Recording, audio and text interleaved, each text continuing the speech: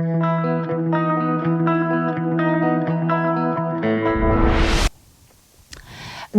les distributeurs, en fait, jouent un rôle très important et ce rôle-là fait qu'ils commencent à avoir quand même un poids qui est relativement important. Donc, pour une entreprise, pour le choix des distributeurs, en fait, elle doit commencer par étudier les besoins de la clientèle. Donc, l'idée, c'est de savoir, en fait, pour les consommateurs, qui achètent quoi, comment, et pourquoi au sein du marché visé. Donc, on va faire une étude de marché qui va consister à déterminer quel est le volume d'achat unitaire souhaité par la cible, par la clientèle. Quel est le délai que peut supporter la clientèle pour avoir leurs produits, où est-ce qu'ils veulent acheter le produit ou trouver le produit, et aussi, bien sûr, quels sont les services attachés à ce produit-là. Alors, une fois qu'on a étudié au fait, les besoins et les attentes de la clientèle en matière de distribution des produits, la deuxième étape, on doit définir les objectifs et les contraintes en matière de distribution. Bien sûr, l'entreprise, déjà, elle a un certain nombre d'objectifs et un certain nombre de contraintes qui lui sont imposées. L'objectif d'un mode de distribution, il peut se déterminer à partir du niveau de service souhaité. Quel est le niveau de service souhaité? Le niveau de service souhaité, par exemple,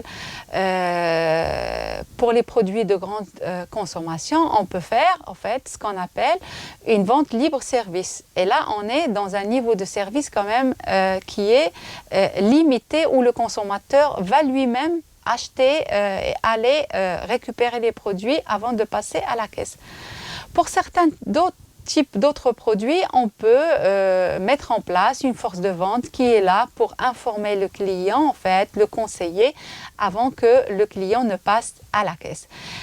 Les décisions en matière du niveau de service, ils vont dépendre du segment de la clientèle, de la cible de l'entreprise.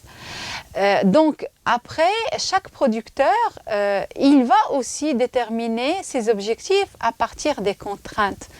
Le producteur, il a un certain nombre de contraintes qui sont imposées par la nature des produits, par la nature des intermédiaires et aussi par l'environnement du marché. Commençons par les produits. Un produit, de façon générale, il est caractérisé par une durée de vie. Cette durée de vie, par exemple, elle va imposer un certain nombre de contraintes. Par exemple, pour les produits laitiers, on sait qu'en matière de distribution, il faut respecter la chaîne de froid et ça impose que les distributeurs doivent être équipés en matière de frigo pour le transport, etc., pour qu'il n'y ait pas de rupture de chaîne de froid. Il faudrait aussi que les produits soient distribués dans un délai qui est relativement rapide, pour pouvoir distribuer les produits à temps parce qu'ils ont une durée de consommation qui est limitée. Donc, en plus de la durée de vie, d'autres caractéristiques du produit comme le volume, la standardisation, la technicité et la valeur du produit lui-même, ils vont imposer un certain nombre de contraintes. L'étude des expériences des entreprises montre que, par exemple, les produits périssables, comme on l'avait expliqué, exigent des circuits courts. Les produits volumineux, ils requièrent des circuits qui minimisent les distances et les manipulations. Les produits non standardisés, par exemple, comme les produits et les biens d'équipement, ils doivent être vendus directement par les représentants de l'entreprise. Les produits qui ont une valeur unitaire élevée doivent être pris en charge par la force de vente de l'entreprise. Les produits qui requièrent un service après-vente spécifique, ils doivent être vendus soit par l'entreprise elle-même, soit un réseau de concessionnaires exclusifs. Donc, comme on l'a expliqué, les caractéristiques du produit lui-même, ils vont imposer un certain nombre de contraintes qui doivent être prises en considération lors des choix en matière de distribution.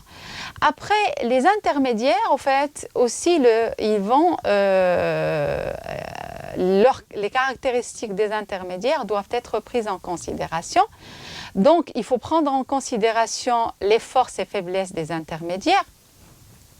Donc, les forces et faiblesses, est-ce que les intermédiaires peuvent assurer le transport? Est-ce qu'ils assurent la communication, etc. Donc, il y a un certain nombre de forces et faiblesses qu'on va étudier pour chaque type d'intermédiaire. Il faut étudier également les exigences en matière de crédit, de remise et de délai qui sont imposées par les distributeurs et bien sûr l'aptitude à assumer le transport, la promotion et le stock pour chaque type de distributeur.